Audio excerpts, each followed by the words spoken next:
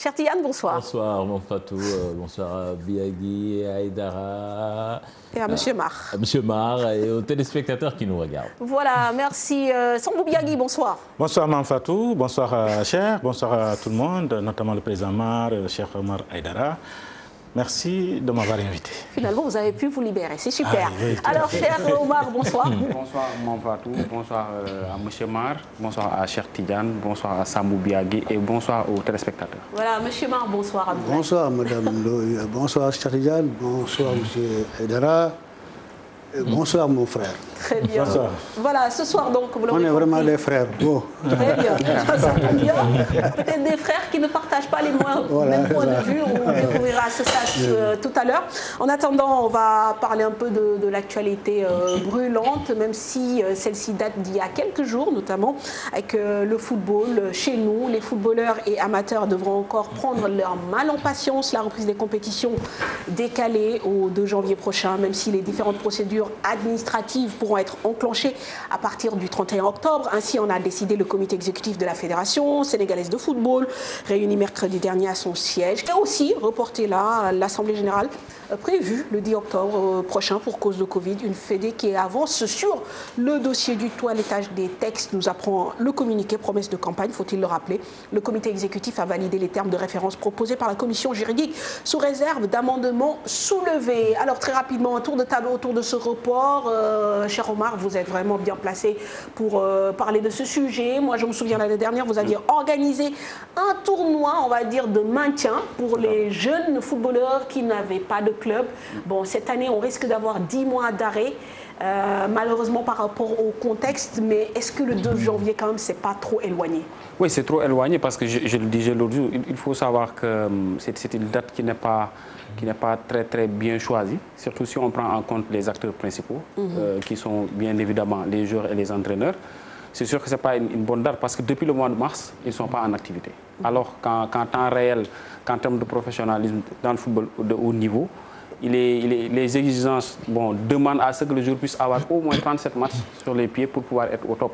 Maintenant, c'est sûr que quand on recule ces compétitions, il y aura des répercussions, il y aura des lacunes physiques à rattraper, il y aura aussi des lacunes tactiques parce que le replacement sur les terrains dépend effectivement du nombre de matchs lors des compétitions. Donc c'est une catastrophe véritablement, mais il ne faut pas oublier aussi que les fédérations ont subi en quelque sorte une délégation de pouvoir venant de l'État en tant que tel.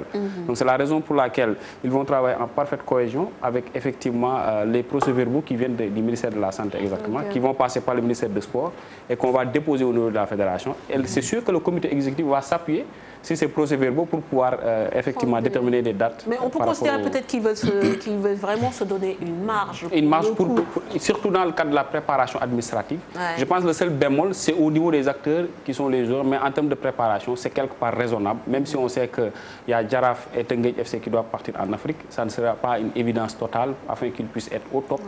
Mais toujours est-il, quand il y a force majeure, il faut trouver des solutions dérogatoires. Ouais. Et là, on peut se dire quand même que c'est une date qui est bon quelque part, mais qui ne l'est pas de l'autre côté. Je suis complètement en phase avec lui, mais le problème est que on a dit que peut-être qu'on va démarrer au mois de janvier. Et c'est même pas sûr que la situation va changer au mois de janvier. Personne ne le sait. Mais le problème, c'est que dans ce contexte, on n'essaie pas de voir, ou bien d'essayer de voir est-ce qu'on peut jouer ou pas. Parce que les clubs disent que non, c'est trop lourd, on n'a pas les moyens pour respecter le protocole sanitaire exigé. Mais à un moment donné, quand même, il va falloir essayer, sinon on risque de rester pendant plus d'1 an sans jouer au football. Ouais. Et dans la sous-région, il y a des pays qui commencent à jouer. Au Mali, par exemple. Alors, c'est vrai qu'à un moment... Diao, lui, il est resté fidèle à sa ligne de conduite.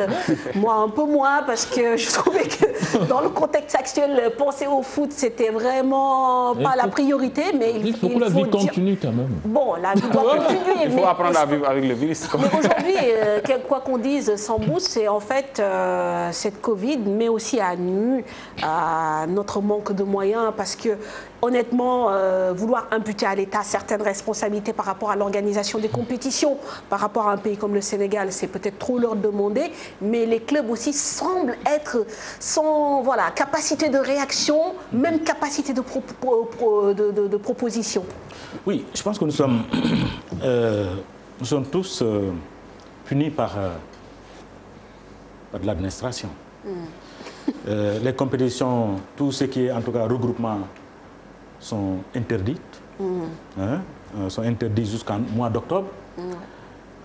Et si vous faites la comparaison ou le calcul, octobre à janvier, c'est 2 mois. C'est octobre, vous n'allez pas vous entraîner.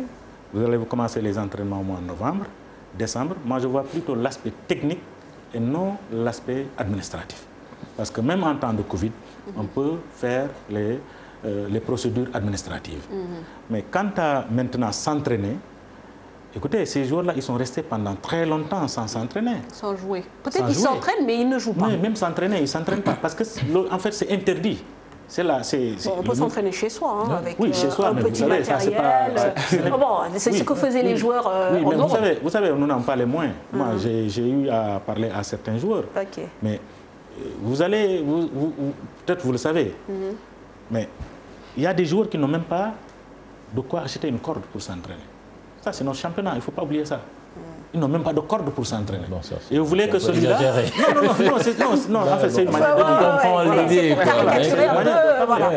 C'est à l'extrême. Mais à l'extérieur, en Europe, ailleurs, où véritablement le football est développé, le sport est développé, les gens essayent de recruter des préparateurs physiques. Le problème, c'est que ça joue au Sénégal. Actuellement, on interdit aux professionnels d'exercer leur métier, alors que dans les rues, ça joue au football. On laisse les gamins jouer au football comme ils le veulent, alors que c'est interdit, mais c'est pas puni. Parce je pense que c'est le cadre formel. Voilà, c'est un cadre informel. Parce que tout à l'heure, le chef disait que c'est un peu... c'est un peu réglementaire, en fait. Je ne sais pas si vous comprenez. C'est-à-dire, quand l'État dit toutes les compétitions sont interdites, c'est parce que les compétitions sont interdites. Il a dit tout à l'heure que les fédérations sont des délégataires de pouvoir. Quand une fédération est délégataire de pouvoir, elle est appelée à respecter les décisions étatiques. Très bien. Donc ce n'est pas la même chose. Ce n'est pas la même chose que ceux-là qui sont dans la rue, qui sont en train de jouer. Je suis d'accord. Mais est-ce qu'à un moment donné aussi, il n'y a pas une absence de proposition? Peut-être l'État demande aux structures de respecter les mesures, mais qu'est-ce que la fédération, qu'est-ce que la Ligue propose justement pour pallier à cette situation? Parce qu'aujourd'hui, quand même, les clubs peut-être s'organiser en regroupement fermé. Il y a des subventions qui vont vous parvenir aux différents clubs. Il y a 14 clubs en Ligue 1, 14 clubs en Ligue 2. Oui, mais à ce niveau-là, c'est pas 150 clubs. À ce niveau-là, je pense qu'au niveau de la fédération, il y a une commission spécialement chargée de suivre justement l'évolution de la Covid en rapport avec le ministère de la Santé et qui est appelé à produire un rapport à chaque réunion. Et je pense que ce soit la fédération ou la Ligue s'appuie sur les éléments justement de ces commissions-là pour pouvoir prendre des décisions. Mais est-ce que l'État, par exemple, ne pourrait pas prendre en charge les tests pour les joueurs dans le respect du protocole? Parce que beaucoup de secteurs ont été aidés durant cette période de résilience. Et les footballeurs, qu'est-ce qu'ils ont eu? Oui, bon, ça c'est une solution. Et même la FIFA s'est impliquée dedans. Parce que la FIFA a accompagné toutes les fédérations dans cette lutte contre la pandémie. Mais tout se situe au niveau stratégique. Il faut que la fédération quand même propose quelque chose de très solide. C'est là où Mampatou en parlait tout à l'heure. Parce que si vous nous dites par exemple, on va repousser jusqu'au 2 janvier et il n'y a pas des mesures d'accompagnement, surtout pour les clubs, ça pose problème. C'est là où j'ai envie de les interpeller. C'est-à-dire quand on nous dit qu'on va repousser jusqu'au 2 janvier, il faut au moins penser aux acteurs principaux, qui sont les clubs qui n'ont pas reçu d'accompagnement, de même que les joueurs qui n'ont pas reçu leur salaire depuis très longtemps. Comment ils vont faire maintenant pour revenir en force, pour redorer le blason du championnat à partir du 2 janvier? Ça peut poser des problèmes. Donc quand on annonce une une date qui n'est pas encore arrivée, au même moment qu'on règle les questions administratives, il va falloir aussi trouver des mesures d'accompagnement par rapport à ces acteurs qui sont restés depuis très longtemps. Et aussi, est-ce que, bon, la question peut paraître vicieuse, mais je la pose quand même, est-ce que ce n'est pas une manière de contourner aussi la question des navétanes? Puisque, bon, on avait dit que jusqu'au mois de décembre, a priori, si les navétanes enfin, si la situation ne s'améliore pas, l'exercice ne se jouera pas, et à partir de janvier, c'est un autre mandat, je pense, qui démarre. Est-ce que aussi la fédération ne coupe pas l'herbe sous le pied de l'ONCAV? Bon, ça peut être le cas. Sauf non, que mais c'est vrai, sûr parce que bon, comme l'ONCAV apparemment ne veut pas être sous la tutelle de la Fédération sénégalaise de football, je pense la fédération, elle aussi, voilà, coupe l'herbe, parce qu'on comprendrait mal que les navétanes jouent alors que le foot professionnel ne joue pas. Donc pour les navétanes, je pense que c'est un débat vide, parce que tout le monde sait quand on va jusqu'à interrompre les compétitions formelles, car si on peut le dire ainsi, la Ligue Pro suspend ces compétitions, les navétanes ne peuvent pas quand même exister. Parce que tout le monde sait qu'au Sénégal, les navétanes traînent beaucoup plus de monde que le foot pro. Ouais. Donc à partir de ce moment, peut-être ils ont réfléchi de façon macro pour prendre en considération toutes les compétitions, que ce soit navétane ou bien football professionnel. Mais toujours est-il que, là où le bas blesse un peu, c'est qu'il fallait au moins trouver quand même des mesures qui vont permettre à tout le monde de rattraper ce gap-là. Parce qu'il y a une perte énorme en termes de temps. Depuis le mois de mars, on n'a pas joué. Mais il faut que les acteurs se réunissent et en parlent. Parce que si on reste là à attendre que la pandémie s'arrête, je pense qu'on ne risque pas de démarrer. Tout à fait. Alors, on va continuer sur l'actualité, avec le round-up de ce qui se fait un peu en Europe, avec déjà nos Sénégalais, notamment le jeune homme qui s'appelle Moussa Ndiaye, qui vient de rejoindre l'équipe de Cheikh Tidiane Diao, le Barça B, là pour le coup, pour 3 ans, au moment où l'icône de ce club, Lionel Messi, ne veut plus y jouer. Ce bras de fer est parti d'ailleurs entre le club catalan et l'Argentin pour être le feuilleton de l'été, reprise des championnats européens, avec aussi Marseille qui est entré en lice hier et qui a vaincu Brest 3-2. En Belgique, Youssouf Badji commence à trouver ses marques au sein du FC Bruges. Fin de série pour Sadio Mané et les Reds, battus pour la première fois dans une finale depuis 2019 à l'occasion du Community Shield remporté par les Gunners. Ibrahima Kane. Le FC Barcelone mise sur le jeune espoir sénégalais Moussa Ndiaye. Les Blaugrana ont officialisé la signature du défenseur central international sénégalais de 18 ans qui arrive pour 500 000 € hors bonus en provenance de l'académie Aspire. Capable de jouer latéral gauche et axe central, la nouvelle recrue s'est engagée pour 3 ans en Catalogne où il devrait dans un premier temps évoluer avec l'équipe B. Nous restons au FC Barcelone avec le coup de tonnerre de la semaine, Léo Messi qui annonce qu'il veut mettre fin à son contrat. Une décision qui survient après une saison chaotique, la première sans titre depuis 2008 pour le FC Barcelone. Pour ses fans, l'annonce est à peine croyable. Sur les réseaux sociaux, les recherches sur Messi ont très vite triplé en une journée. Selon les médias espagnols, le numéro 10 argentin aurait déclaré à Ronald Koeman qu'il se sentait plus à l'extérieur qu'à l'intérieur du club après cette saison marquée par les échecs. Capitaine de l'équipe depuis 2018 et sextuple ballon d'or, à 3 ans, Léo Messi, c'est aussi 731 matchs joués avec le club Blaugrana pour 634 buts marqués et 285 passes distribuées. Son départ, qui n'a pas encore été annoncé par le club, acterait sans doute définitivement la fin d'un cycle pour le Barça. En Jupiler League, l'international sénégalais Youssouf Badji a enchaîné son 4e match de la saison avec le FC Bruges, orphelin de sa star Crépin Diatta. L'ancien buteur du Casa Sport a inscrit le 2e but des champions en titre de Belgique à 7 minutes de la fin du temps réglementaire.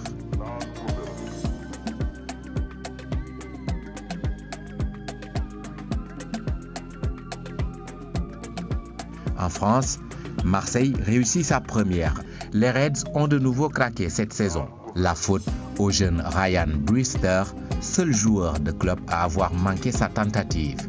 Avant cela, Pierre-Emerick Aubameyang avait ouvert le score pour les Gunners avant que Takumi Minamino n'égalise en seconde période.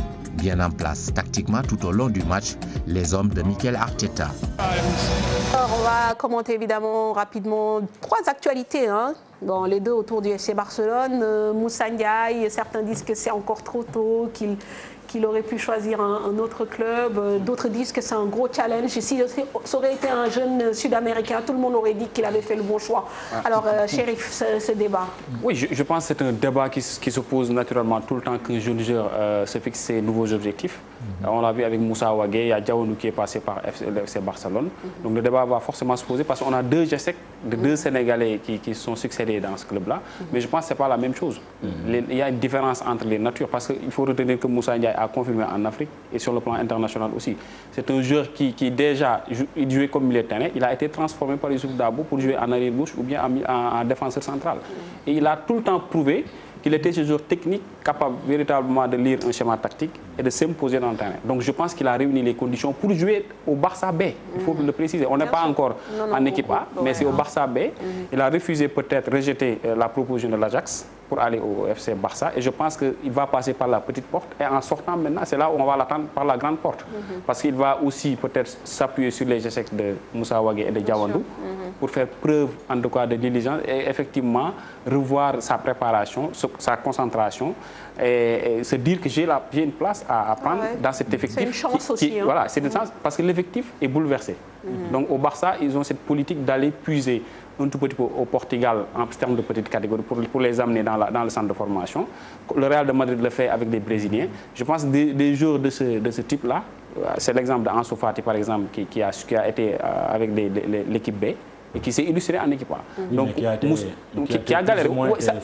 Mais effectivement, c'est-à-dire dans la formation, moi je me rassure davantage parce que, comme je l'ai dit, c'est quelqu'un qui a eu à faire des performances. C'est un joueur talentueux, quoi. Talentueux sur le plan tactique, sur le plan technique. Donc il réunit pas mal de. C'est un sujet qui intéresse forcément Cher Tidiane. Cher Tidiane qui suit de très près l'actualité du mais surtout ce jour-là, je me rappelle Aïdara.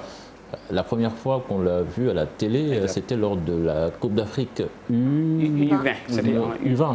Au Niger. Vous étiez consultant même ici. Et ce jour-là, au premier coup d'œil, n'importe quel, je sais pas, quel observateur, il est subjugué par le talent du jeune. Quand même, il a quelque chose de très spécial. Bon, quand même, on ne va pas dire que Wagué ne l'était pas ou Diawoundou, mais quand même, Moussa, il a en plus. Il fait partie de cette race de joueurs talentueux. Sauf que dans ce genre d'équipe, le talent seul ne suffit pas pour réussir, pour réussir quand même. Barça, ils ont recruté Moussa Ndiaye, mais il y a de cela 4-5 mois, ils avaient recruté un défenseur central qui vient de Boca Juniors, qui est également en talent en Argentine. Et qui veut dire qu'il va falloir se battre déjà pour gagner sa place dans ce Barça B.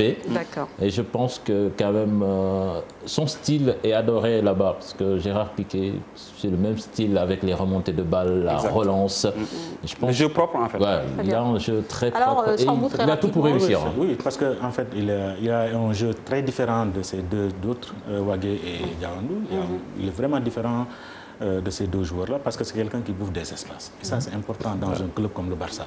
Le Barça a besoin de défenseurs comme ça. Et j'ai l'impression que ça fait partie justement de ce qui a poussé véritablement le Barça à prendre un joueur comme Moussa Ndiaye.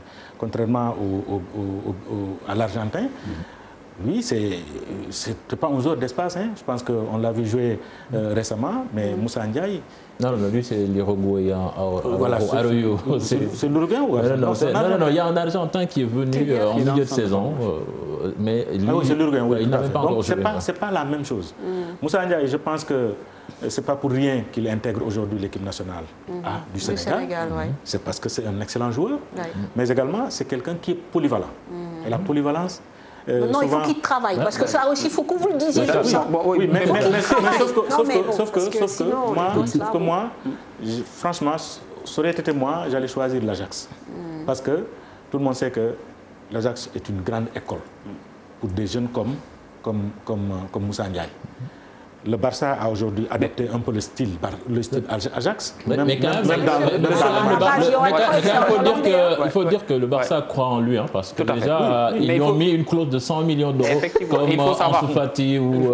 Attention, Sambou, c'est-à-dire vouloir quitter automatiquement le Sénégal, parce que Moussa n'a pas quand même, en tout cas, le niveau international attendu. C'est-à-dire qu'il faut passer par la procédure normale, il faut aller au Barça B, apprendre davantage, au lieu d'aller à l'Ajax, jouer directement en pro. Bon, donc ça peut créer aussi des difficultés. Alors, et puis, pour rassurer un peu, un joueur qui existe et qui a confirmé avec Youssouf Dabo, je pense qu'il fait un peu d'effort, il peut quand même s'en sortir. Tout à fait. Et Youssouf Badji, parce que voilà, oui, c'est la même génération de U20, lui aussi...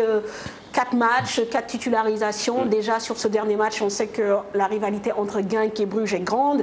Ce sont deux équipes qui vont jouer certainement le haut du championnat belge. Et lui aussi il s'impose, il est titulaire et il marque. Effectivement, Youssouf Badji qui est au Casa Sport déjà a eu à prendre beaucoup d'expérience et c'est très important. Donc en équipe nationale, on l'a vu faire toutes les catégories pratiquement. Donc ça lui a donné une valeur ajoutée qui lui permet exactement d'arriver en Belgique, de s'imposer. Et je pense qu'il n'y a pas de complexe. C'est des joueurs qui sont capables d'évoluer partout. Parce qu'ils ont eu à faire des campagnes comme des Coupes d'Afrique et des Coupes du Monde qui leur ont permis de gagner en expérience. Et là, maintenant, il faut véritablement un accompagnement en termes de management. Je trouve que c'est déjà une chance qu'il ait été très rapidement intégré dans le groupe. Et puis, et puis une dernière chose concernant ces deux jeunes-là, et surtout Moussa, quand même, ils ont l'obligation de réussir pour... changer le regard déjà que les Européens ont sur nos jeunes, que ce n'est pas des joueurs dévalués, qu'il faudra payer cher pour les avoir parce que 500 000 euros, le coût de son transfert, c'est cadeau vraiment pour un joueur de son talent. Si c'était un Brésilien, il allait coûter au moins 25 millions d'euros. Très rapidement, la chance de nos jeunes surtout, c'est qu'ils sont jeunes, mais ils jouent tous dans des équipes premières au Sénégal, dans le championnat national. Donc ils partent aguerris. Et le fait d'avoir aussi la chance de jouer en équipe nationale, d'avoir voyagé, d'avoir joué sous pression, c'est vraiment un atout non négligeable par rapport aux précédentes générations. C'est vraiment un atout non négligeable. Très rapidement, la bombe Lionel Messi. Honnêtement, personnellement, j'y croyais pas qu'un jour il allait vouloir partir et cette fameuse clause libératoire de 700 millions d'euros. Il va sans doute m'attaquer. Je pense qu'aujourd'hui, très franchement, 20 ans ou 22 ans, il faut savoir partir.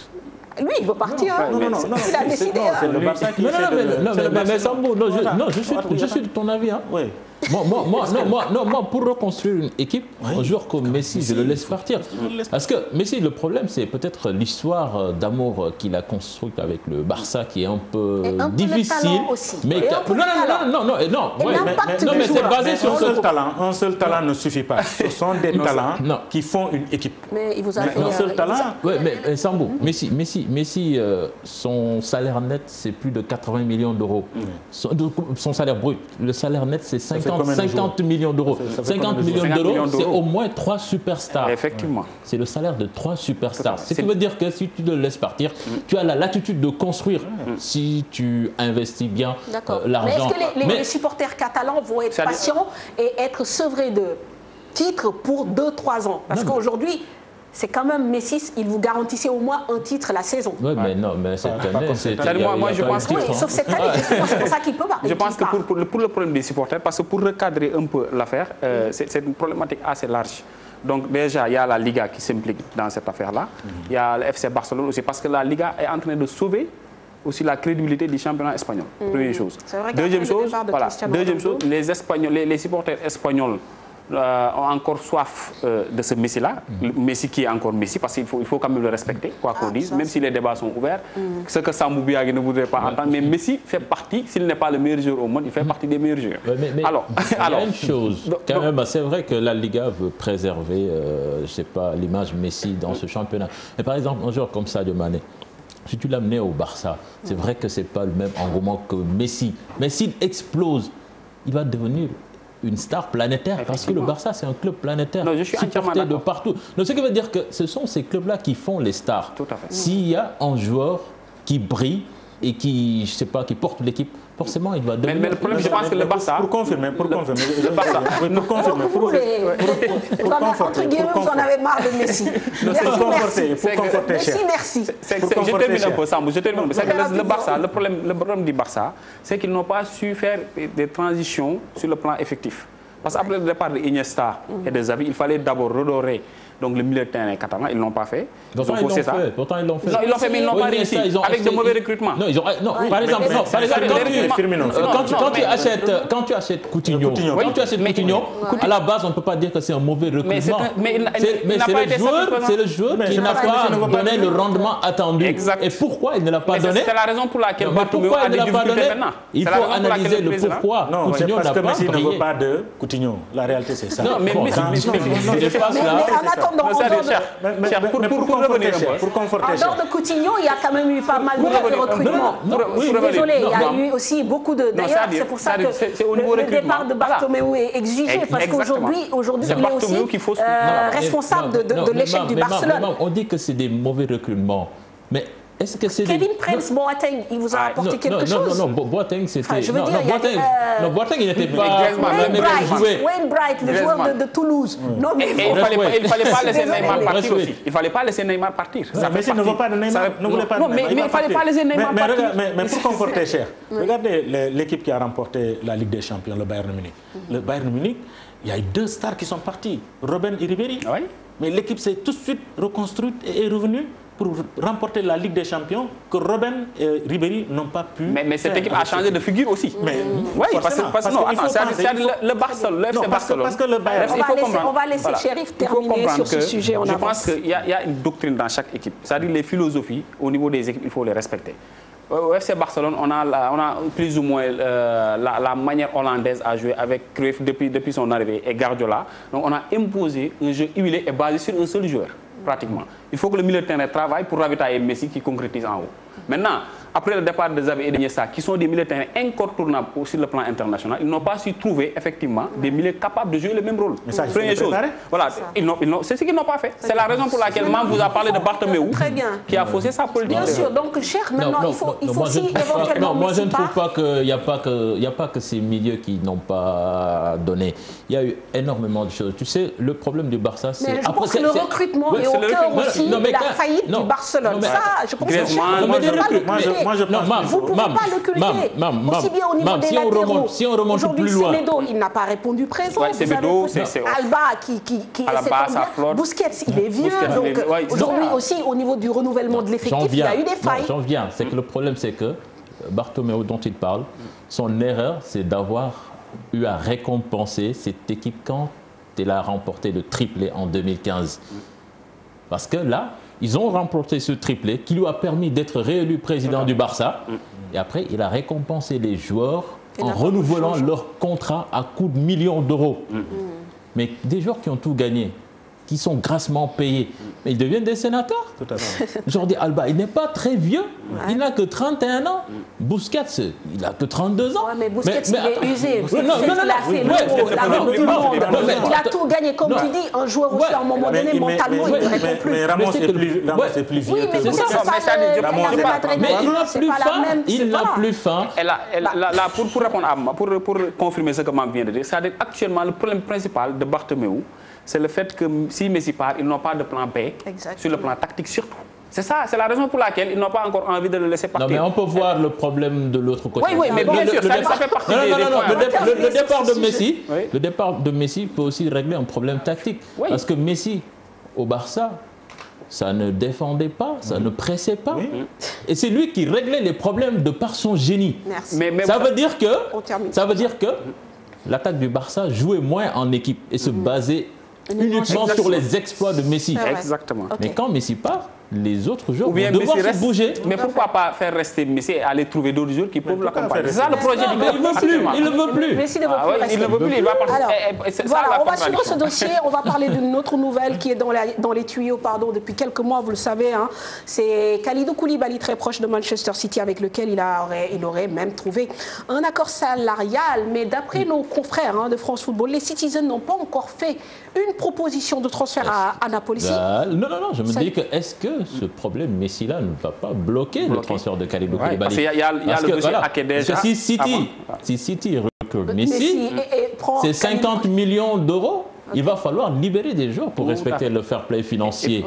Exact. Et puis, pour conforter votre idée, les Émiratis qui sont effectivement les investisseurs de Man City vont essayer aussi pour trouver une vitrine internationale. Parce que Messi, je l'ai dit tantôt, ce n'est pas n'importe quel joueur.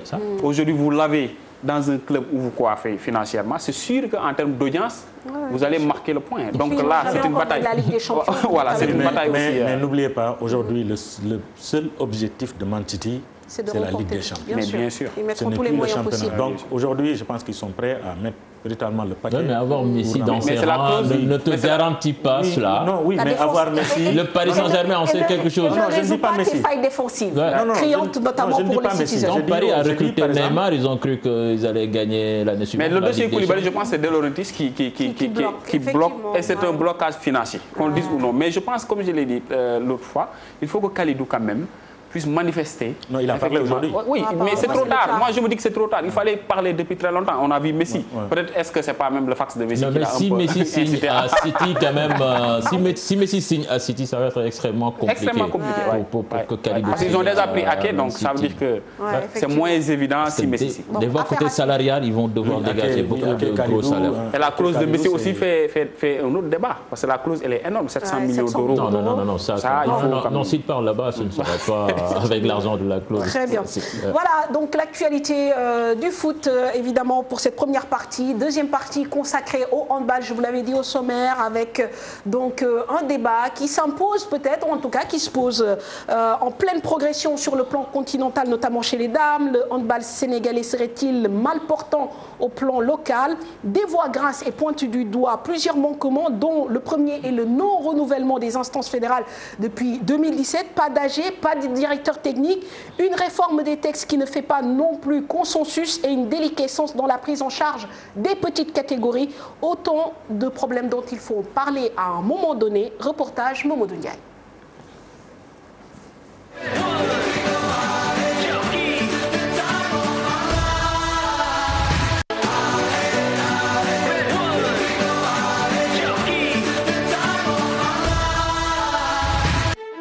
Le handball sénégalais, une discipline, deux visages. Voilà quelques années que l'équipe nationale féminine de handball, composée en majorité d'expatriés, brille en Afrique. Pour preuve, les Lions ont honoré leur première participation à un championnat du monde de handball au Japon en novembre dernier.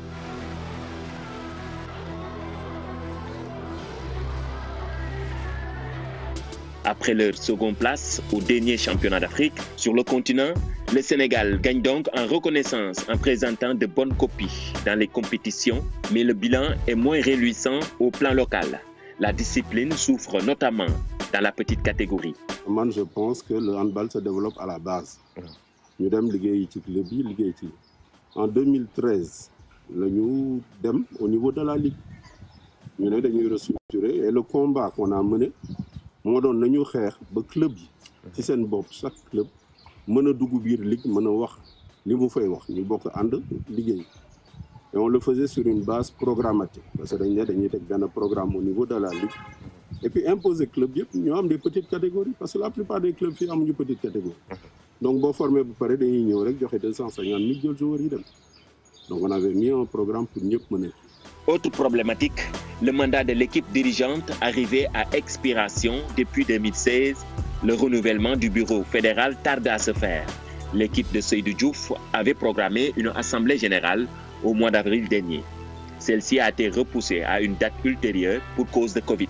Entre-temps, il devait y avoir une réforme des textes, mais là encore, le sujet divise. Excuse bi ñu joxe woon nag moo doon que dañoo war a changer texte yi léegi dugg ci ay textes yu bees ñu ci doon liggéey ba am ci ay comité directeur au niveau de Thiès ñu pare texte yi mais depuis lors fédération nanguwul publier texte yi nangu ko diffuser aussi au club donc ñun ñu toog di xaar assemblée générale ñu jékki-jékki rek convoqué benn assemblée générale au mois d'avril ni dañuy dem assemblée générale ci ancien texte yi loolu nag ñu ne ñu duñ ko nangu. Et la divergence c'est dem ak ancien ou le nouveau texte. Les gens préfèrent qu'on aille avec les nouveaux textes qu'on se conforme à la réglementation. Mais au-delà de la fédération, je pense que le ministère délégataire de la tutelle a un rôle à jouer. Il y a un contrôle qui doit se faire sur les assemblées générales. Ça, à mon avis, c'est du rôle du ministère. Une partie des acteurs demande à la fédération de ne pas toucher au texte et de revenir à la base en axant son travail sur les petites catégories et le handball local. C'est qu'il faut nous attendre parce que le handball il n'y a pas beaucoup de personnes. Le président club, il y a parce que handball amul khalis. Merci Mamadou Ndiaye pour avoir campé le décor. Alors, Monsieur Mar, désolé, vous avez écouté attentivement depuis le début de l'émission. Maintenant, c'est peut-être à votre tour de vous exprimer. C'est vrai que nous avons listé différentes questions qui méritent qu'on en parle. Et peut-être la première question concerne pour moi l'absence d'Assemblée générale élective depuis 2017, alors que les mandats fédéraux, je pense, sont d'une durée de 4 ans. Comment vous l'expliquez? Ce n'est pas moi comment l'expliquer, c'est le président CJ qui doit s'en expliquer. Parce que moi, je ne comprends pas. Je dis que c'est parfaitement injuste. Parce que depuis 2007, on devait dire l'Assemblée générale extraordinaire qui doit donner au club le nouveau droit d'électeur. Suivi maintenant l'Assemblée générale ordinaire pour, n'est-ce pas, renouveler les instances. C'est ça qui n'est pas jusqu'à maintenant. Maintenant, il faudrait bien qu'on s'agrippe sur la Covid pour régler les problèmes. Non, la Covid n'a rien fait. La Covid est arrivée ici en mars. En mars 2019. 2020. Et l'Assemblée générale, ces deux assemblées générales extraordinaires et ordinaires devraient avoir lieu en 2017. Et même pour l'Assemblée générale ordinaire dont tu parles là, ce n'est pas légal. Il faut absolument qu'on organise d'abord l'Assemblée générale extraordinaire. Par rapport au texte. Voilà. Okay. Pour renouveler les nouveaux textes, pour donner au club en côté leur droit, pour ensuite organiser l'Assemblée générale ordinaire de renouvellement des instances. Très bien. Voilà la question. Je crois qu'ils l'ont déjà posé, vous en avez parlé. Oui. C'est ça. Très bien. Bon, donc le constat est là. Maintenant, Sambou, sur cette question-là, il faut... Et bon, il faut quand même préciser que vous êtes membre du comité directeur de la Fédération sénégalaise de handball. Vous êtes le président de la commission communication, donc j'imagine que vous devez travailler ensemble, vous êtes dans les mêmes instances, mais apparemment vous ne partagez pas les mêmes points de vue, même si on n'a pas encore entendu votre point de vue. Mais quand même, Sambou, c'est vrai que ça pose problème. Une assemblée générale pour renouveler les instances, depuis 2017, on est en 2020. Qu'est-ce qui bloque? Pourquoi ça ne se fait pas? Manfatou, pardon. Oui. Le président Abdoulaye Mar, c'est quelqu'un que je respecte beaucoup. Je continuerai à respecter pour les rôles importants qu'il a joués au sein du handball sénégalais. Il a été président de la fédération, vous l'avez dit, il a été directeur technique et aujourd'hui il est membre du comité directeur de la fédération coopté par le ministère des Sports. Quand il dit que l'Assemblée générale c'était en 2017, l'Assemblée générale extraordinaire d'abord, c'était en 2018. C'était programmé en 2018. Et lui-même, il est membre du comité directeur. C'est d'abord le comité directeur qui s'est réuni pour dire que nous allons partir sur la base de nouveaux textes. Du coup, il faut aller à une assemblée générale extraordinaire. Cette assemblée générale extraordinaire programmée, le comité directeur s'est à nouveau réuni pour dire que nous avons des compétitions internationales, il va falloir les jouer. Par la suite, nous allons aller en assemblée générale. En 2019, avant la CAN 2019, le comité directeur s'est retrouvé à Thiès. Et M. Mar était présent à cette réunion en tant que membre du comité directeur. Les membres du comité directeur, notamment les présidents de ligue qui sont membres du comité directeur, avant justement les nouveaux textes, quand il s'est agi de dire qu'attention, avec les nouveaux textes qui vont venir, les ligues vont subitement disparaître parce qu'il s'agira de nouveaux textes et ce sont les clubs désormais qui vont voter à l'occasion de cette assemblée générale. Les ligues, les présidents de ligues qui étaient là-bas, M. Mar était là-bas, ont dit, pour le moment, puisque nous avons des compétitions en cours, notamment la CAN de handball, mais également les championnats, plutôt les championnats du monde, pas la CAN, les championnats du monde. Il y a les équipes de petite catégorie qui vont participer à des compétitions. C'est le comité directeur qui a demandé à la fédération d'aller à ces compétitions-là, revenir, aller maintenant à une assemblée générale avec les actuels textes. Oui, les réformes, les nouveaux textes. Cette réunion du comité directeur a eu lieu à Thiès, à l'hôtel La Dior. Okay. Alors, entre-temps, la Confédération africaine de handball a envoyé un courrier à toutes les fédérations qualifiées, appelées à jouer en tout cas les compétitions internationales, notamment les championnats du monde, le tournoi qualificatif aux Jeux olympiques, les équipes de petite catégorie qui doivent jouer au championnat du monde de Challenge Trophy, pour lequel le Sénégal est qualifié. Oui. La CAF a écrit donc aux fédérations. La CAP plutôt. La CAP a écrit aux fédérations pour leur demander de surseoir à toute leur assemblée générale jusqu'après ces compétitions pour éviter, en tout cas, de pénaliser la participation africaine à ces grandes compétitions. D'accord. La CAP a envoyé ce courrier à quelle date?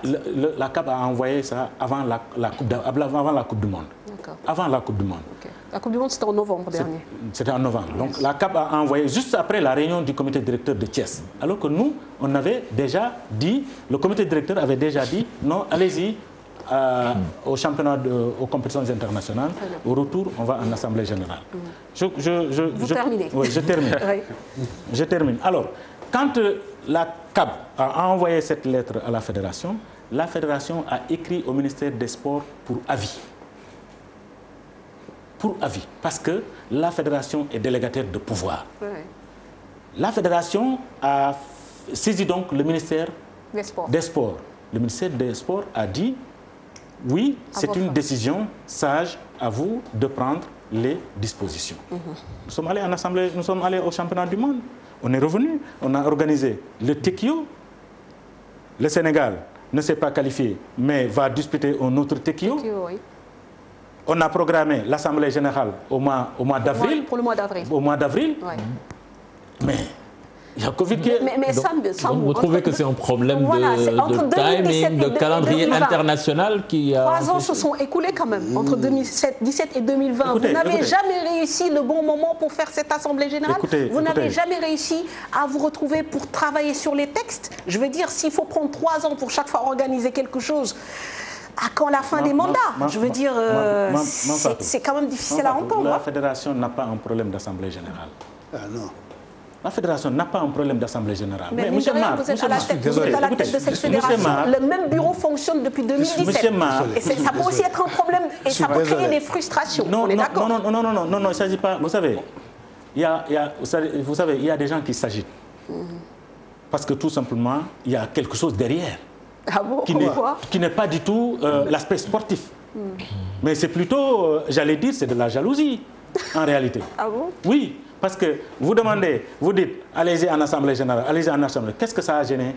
Est-ce que ça a bloqué le fonctionnement de la fédération? Mais ces gens qui étaient là, qui s'agitent aujourd'hui, et qui étaient là, ils étaient là, ils ont organisé les assemblées générales, mais ils n'ont pas pu organiser un championnat. Pendant 2 ans, ils n'ont pas organisé un championnat. M. Mara a été président de la fédération. M. Mar, quand on suspendait la Fédération sénégalaise de handball, il était vice-président. Oui. Le Sénégal a été suspendu cette année-là. Le Sénégal n'a pas organisé de compétition nationale. La suspension date de quand? 2006. 2006. Il était vice-président de la fédération. Très bien, mais bon, ça non,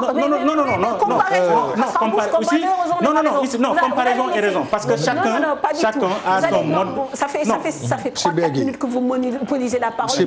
Monsieur Mar, vous patientez quelques minutes, on va demander quand même l'avis de Cheikh, parce que Cheikh en fait est consultant sport de manière générale, il s'intéresse au foot, mais il s'intéresse aussi au hand, il suit les compétitions, il connaît un peu les rouages du fonctionnement de cette fédération. Moi, la question que j'ai envie de vous poser, et voilà, je la pose de manière vraiment innocente. De 2017 à 2020, on n'a pas eu le temps d'organiser une assemblée générale, de travailler sur une réforme de texte préalable à l'organisation de cette assemblée générale. Pourquoi? Voilà, bon, je pense que déjà, comme vous l'avez dit, je suis un observateur des handball. Oui. Et c'est effectivement ce qui m'a permis de m'imprégner davantage dans les dossiers de la Ligue, mais aussi dans les dossiers de compétition. Bon, la première chose que je vais dire, c'est justement les changements qui ont eu dans le handball sénégalais. Ça, au moins, il faut le reconnaître. Je pense que depuis l'arrivée de Seydou Diouf, quand même, nous, observateurs, on a vu effectivement un grand changement sur le plan managérial. Les équipes se sont qualifiées dans les championnats africains, dans le championnat du monde, etc. Peut-être le Tekio, on l'a raté de justesse, mais je pense qu'il y a quand même des avancées, même si l'équipe masculine reste encore à revoir. Mais des fois, on a tendance à dire que est-ce que nos équipes nationales ne sont pas l'arbre qui cache... Effectivement, non, c'est l'équipe féminine d'ailleurs, parce que l'équipe masculine, au niveau de l'équipe masculine, c'est la raison pour laquelle j'ai quelques points focaux sur lesquels je vais insister pour lancer un appel au président. C'est-à-dire, pour que le handball puisse avancer comme on l'attend, il faut insister sur l'équipe masculine. Mais vous savez, même par rapport à l'équipe féminine, on a eu des difficultés. Et c'est Seydou Diouf qui a sauvé le Sénégal. On est en France, aller régler des questions de naturalisation de ces jeunes filles-là, afin qu'elles puissent venir compétir. Donc ça, c'est un pas de géant. C'est à mettre au crédit du président. Voilà, à la base, on avait des difficultés pour retrouver effectivement des jeux compétitifs au niveau local même. Très bien. Donc, voilà. Mais ça, c'est un problème. Effectivement. Aussi. Maintenant, pour revenir à la gestion, proprement dit, les 3 ans, c'est sûr que c'est quand même énorme. C'est énorme. Parce qu'au Sénégal, c'est dans toutes les fédérations. On a des lenteurs administratives qui répondent effectivement à ces données-là. On a donné le dossier au ministère qui devait effectivement changer la formule, parce que c'est la formule qui fait défaut. C'est-à-dire ce sont les ligues qui élisent le président de la fédération. Et les nouveaux textes doivent effectivement mettre en place un dispositif qui va permettre au président de club d'aller à l'élection. Et c'est l'exemple du football et du basketball. Je pense que c'est ça la demande en fait. Maintenant, cette demande, elle est sur la table. Depuis 2017, on est en train d'attendre. Qu'est-ce qu'on devra faire? Est-ce qu'on va booster un peu le ministère qui doit agir pour changer complètement les textes afin qu'on puisse mettre en place l'Assemblée générale ou pas? Mais je pense que les compétitions aussi, il faut les prendre en compte. Comme Sambou l'a dit, il y a des compétitions qui sont succédées et c'est le comité même directeur qui a validé ça. Ça, j'ai quand même eu cette information. Tout à fait. Alors, Monsieur Mar, ces lenteurs s'expliquent. Non. Moi, pendant 3 ans, il y a eu des... Il faut me décevoir. Parce que quand même, vous ne pouvez pas dire que de 2007 à maintenant, vous n'avez pas organisé d'agir parce qu'il y a des compétitions. Et des compétitions ne doivent pas empêcher l'organisation d'une assemblée générale. Ce n'est pas normal ça. Mais approuvé quand même par le comité directeur, des décisions qui ont été approuvées. J'en viens. Vous parlez de lettre que la CAP a adressée à la fédération, qui a saisi le ministère. Et le ministère vous a donné l'autorisation de sursoir. Le sursoir. Non, je n'ai pas dit ça. Je n'ai pas dit le ministère a donné un favorable. Voilà. J'ai dit avis. Ah oui, d'accord. Quoi qu'il en soit, moi je suis membre du comité. Je ne suis pas au courant de ça. Pourquoi? Parce qu'il n'y a pas de réunion. Mais M. Mar, vous n'êtes jamais venu en réunion. Comment ça? Mais M. Mar, vous n'êtes jamais venu en réunion. Quand on dit comité, les réunions sont ouvertes aux membres du comité directeur. Vous n'êtes jamais venu en réunion. Quelle réunion? Les réunions de fédération. Quelle réunion? Moi, je suis membre du comité directeur. Non, attendez. Il faut savoir faire la part des choses. Moi, je dis que moi, je suis membre du comité directeur. Quand on me en réunion du comité directeur, je viens. Mais quand on me en bureau pour faire valoir, je refuse. Moi, je ne vais pas aller au bureau pour faire valoir. Je ne le fais pas. Mais à chaque fois qu'on a convoqué une réunion de comité, j'ai participé. J'ai participé et je vous donne mon point de vue. Et si c'était quoi votre point de vue? Pardon, laissez-moi. C'était quoi votre point de vue? Laissez-moi. Parlons très franchement. C'était quoi votre point de vue? Laissez-le quand même, il est en train de développer. Oui, mais il n'a qu'à donner son point de vue. C'était quoi votre point de vue à la réunion du comité directeur? Sambou, il est dessus. Je dis que je suis déçu. Oui, c'est moi qui suis déçu. Très bien, mais c'est moi qui suis déçu. En démarrant, j'ai dit, moi, je vous respecte. C'est dommage. Et malheureusement, c'est pas un débat de personne, Sambou Biagui. Je pense que voilà, laissez-le quand même s'exprimer. On ne s'entendra pas, malheureusement. Non, vous pouvez tout le faire simplement que vous soyez resté de 2017 à maintenant sans organiser l'Assemblée générale extraordinaire et l'Assemblée ordinaire, ça veut dire que c'est une mauvaise chose que ça fait au niveau de la fédération. Donc, vous parlez de la moi, je viens d'être au courant. Je viens d'être au courant en tant que commissaire. C'est vrai, à Thiès, j'y étais pour étudier le renouvellement des textes. J'y étais et j'ai donné mon point de vue. Et très souvent, d'ailleurs, bon, on me dit... on vous écoute à peine. Oui, bon. Alors, je sais pas. Très bien. Et puis, écoutez, non, mais ça, là aussi, moi, j'ai un problème. Si vous convoquez la réunion, je n'ai toujours pas reçu d'argument nécessaire. Très bien, oui, très bien, très bien. Non, c'est les faits. Non, son argument, il dit que ces compétitions internationales ne peuvent pas empêcher ou bien justifier la tenue de l'Assemblée générale. Et j'allais en venir d'ailleurs, parce que c'est pas possible ça. L'équipe nationale est composée, l'équipe nationale féminine est pratiquement composée, sinon exclusivement, de binationales. L'équipe nationale du Sénégal de football est composée de... Ce n'est pas une raison. Non, c'est la même chose. C'est la même chose. Dites-moi, faites le calcul. Faites le calcul. Qui va en compétition avec vous? Qui va en compétition? Il y a une délégation. Tout le monde ne va pas en compétition internationale avec la Fédération sénégalaise de handball. Donc, je ne pense pas. Non, mais je ne comprends pas pourquoi vous dites que ce sont ces compétitions internationales qui empêchent la tenue d'Assemblée générale. Oui, c'est bien. Pendant autant d'années. C'est pas certain, ces raisonnements-là. Mais c'est là où je voulais en venir, Mme. C'est-à-dire, quelque part... C'est pas terminé. C'est pas terminé. C'est pas terminé. Vous avez dit que vous êtes un observateur. Moi, je suis un technicien de haut niveau. J'ai été entraîneur de plusieurs clubs du Sénégal, Dakar et à l'intérieur. J'ai été entraîneur national. J'ai été directeur technique national. J'ai été secrétaire général de la fédération. J'ai été président de la fédération. Moi, ce que je dis, je le sais. Il n'est pas plus légitime que vous pour en parler. Bon, alors, c'est ça. Alors, à la réunion de texte, moi, j'y étais. Et nous avons étudié les textes. Mais où sont les textes? Jusqu'à présent, on ne les voit pas. On ne nous informe pas. On ne dit pas pourquoi ils ne sont pas étudiés. On est là. On ne comprend rien du tout. Monsieur Biagui, moi, j'ai participé à tous les communautés à laquelle j'ai été convoqué. Parce que j'ai arrêté 2 communautés, on ne pas convoqué. On ne voulait pas me convoquer. Tout à fait. C'est une qui m'a dit, attends, la réunion de communauté, il faut... Ah non, je viens. Parce que quand je suis venu, vous étiez là-bas. J'ai dit au président Diouf, il y a 2 réunions de communauté où vous n'avez pas vu. Parce qu'on n'a pas convoqué. La première fois, j'ai mis la responsabilité sur le dos du secrétaire général. Mais la deuxième fois, j'ai mis sur le dos. Si vous voulez en réunion de communauté, sans avoir Marc, vous devez dire, est-ce que Marc est convoqué ou pas? Et si M. Ndiaye, chef Ndiaye, nous va convoquer, vous dites, mais pour les prochaines réunions, il faut convoquer Marc, puisque chef Ndiaye va me convoquer. Mais ça, je l'ai dit en réunion. Très bien. Moi, ce que je pense, je l'ai dit en réunion. Hein? Et puis vous dites qu'on n'a jamais organisé des compétitions. Mais ce n'est pas vrai, M. Biagui. On a toujours organisé des compétitions nationales. Sauf, attendez. Hein? Qu'on soit fair play. Sauf quand moi, j'étais président. Parce que j'ai eu un mandat. Et ce mandat-là a causé avec les affaires politiques là, un coup-de-feu, ou je ne sais pas quelque chose comme ça. Et on a arrêté toutes les compétitions nationales. Toutes les compétitions. Et c'est en fin d'année, vers la... Non, laissez-moi terminer. Très bien, laissez-le terminer. C'est vers la fin de la saison, on a dit que les fédérations qui osent organiser n'ont qu'à le faire en écrivant une lettre. Alors, si à ces compétitions, il y a des problèmes, hein, le président va directement en prison. Il n'y a même pas de procès. C'est ça qu'on a dit. Okay. Et des gens ont dit, ah, mais qui va signer la lettre? Mais je dis, c'est moi qui vais la signer parce que je suis le président. Oui, et on a fait 3 grands tournois. La saison est terminée. C'est à ce moment seulement qu'on n'a pas organisé des championnats nationaux. Mais on les a toujours organisés.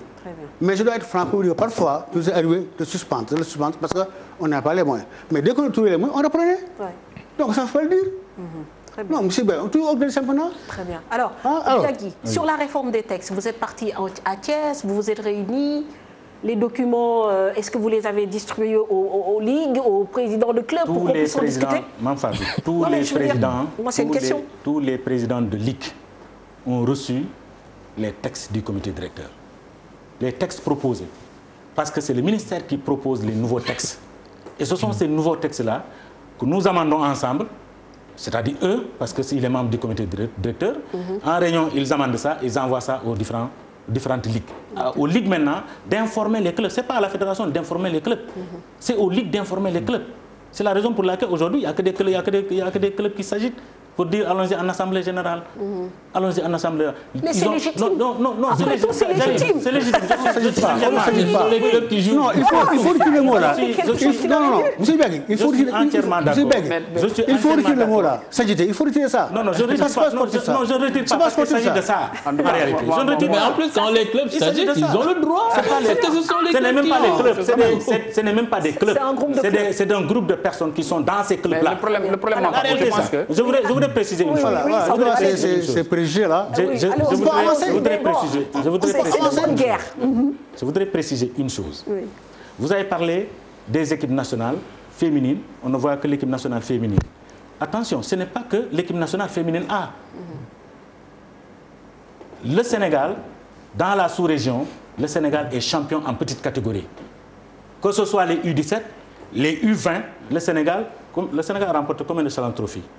Le Sénégal allait représenter l'Afrique au championnat du monde de Salon Trophy dames. Le Sénégal devrait aller représenter l'Afrique au Salon Trophy mondial. Ça, c'est en petite catégorie, c'est U17. Donc, il y a de la petite catégorie. La petite catégorie joue. Bien sûr. Ensuite. Ça, on en reparlera. On ne dit pas que le tableau est noir. Hein. Non, ça, on en reparle. On en reparle. Je pense qu'il faut pas... Mais autre chose. Il n'y a aucune équipe en Afrique aujourd'hui qui a une équipe féminine qui progresse et une équipe masculine qui progresse. Chacun a choisi une catégorie. Le Sénégal, à l'instar de l'Angola, à l'instar du Cameroun, à l'instar de la RDC, a choisi l'équipe nationale féminine pour se faire d'abord une place en Afrique. Pour se faire ça, une vitrine. C'est ça. Parce qu'aujourd'hui, les équipes maghrébines, aujourd'hui le Maroc, le Sénégal gagne combien de fois le Maroc en dames? Mais l'équipe marocaine... Même s'il y a l'équation anglaise à régler. Non, moi... Bon, si je peux... Bon, allez-y après... Moi, je suis d'accord sur votre choix, là, hein, de mettre un peu de l'équipe féminine. Pourquoi vous l'avez fait? Mais vous dites vous. Vous, pourquoi vous l'avez fait? Vous dites vous. Comment? Vous dites pas nous. Non, je dis vous, parce que moi je ne vais pas vous. Peut-être qu'il ne partage je ne suis pas pas d'accord cette avec vous. Il fallait déposer votre lettre de démission. D'accord. Si vous dites vous, vous ne faites pas partie, vous écrivez une lettre de démission adressée à la mais sans mourir la démocratie. Ah oui, c'est... Non, c'est pas la pensée unique. On a le droit de... Mais moi, quand vous le faisiez, vous m'avez pas je pense que ce n'est pas un débat de ce genre qui va nous faire avancer. Honnêtement. Quand vous le faisiez, parce que si c'est pour se rendre politique, ça ne sert à rien. Pour faire la part des choses. Alors, je pense que c'est pas important. Non, laissez-moi terminer, s'il vous plaît. Je dis vous parce que quand vous faisiez cette réflexion-là, vous ne m'avez pas invité. Mais je vous demande pourquoi vous avez fait cette option-là. Très bien. Maintenant, je suis d'accord avec vous parce que... Vous me posez la question? Oui, je vous pose la question. Vous posez la question? Oui, pourquoi vous avez fait cette option-là? Pourquoi nous avons fait cette option? Oui. Une option qui a payé. C'est parce que écoutez-moi, vous m'avez posé une question, je vous réponds. Répondez. Parce que vous étiez là, vous voulez amener les deux, finalement vous ne pouvez même pas participer à une compétition de club. Quand on est venu, il fallait changer ça. Je termine. Vous avez voulu faire ça, on vous a suspendu.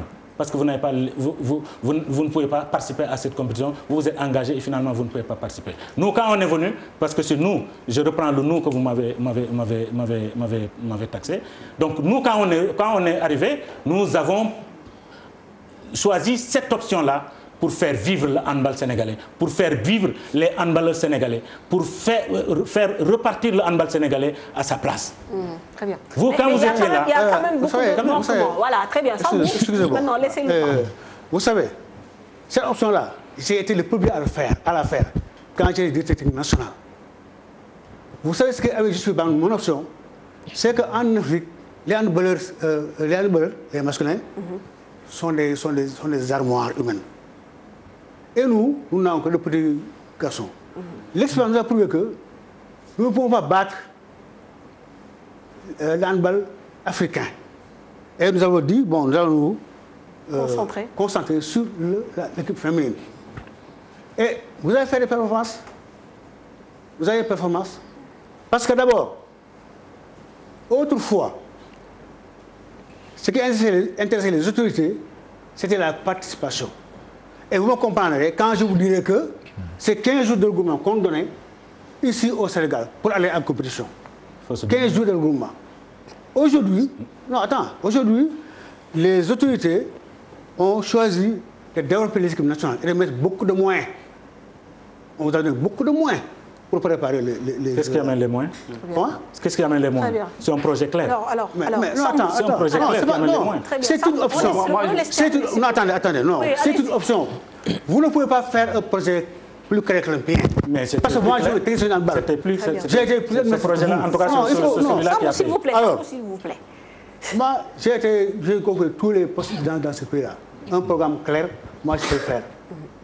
Je peux le faire. Très bien. Mais maintenant, Monsieur Mar, par rapport à l'option de miser sur l'équipe nationale féminine, entre autres, parce que comme je le disais, on a vu tous remarquer que, voilà, avec le président Seydou Diouf, l'option, c'était d'aller chercher des joueuses à l'international, de constituer une équipe qui est relativement forte, qui fait quand même des participations honorables, même si jusqu'ici, on n'a pas encore remporté le titre. Qu'est-ce qui vous pose problème par rapport à ce point précis? Ce qui me pose problème, c'est qu'on est en train de sacrifier nos joueuses. Ça, il faut le dire. Sur le plan local. Oui, on ne prépare pas nos jeux, on n'a rien fait pour les joueuses. Moi, je me souviens des perspectives qu'on a fixées à la génération 2014. On avait dit qu'il fallait faire des salles de préparation, de formation pour les équipes nationales locales. L'équipe nationale locale, là, non, mais ce que je vous dis, c'est écrit, c'est dans votre rapport. C'est dans le rapport, non, c'est dans le rapport. S'il vous plaît. C'est dans le rapport. Il fallait faire des stages pour les équipes nationales, pour les renforcer. Mais on ne les a jamais renforcés. On a préféré aller en France, prendre des Français et aller les faire jouer. La première année, moi, je suis d'accord, la première année, j'ai appris. Pour moi, c'est la honorabilité et puis le temps de reconstruire l'équipe nationale sénégalaise. Moi, c'est ça.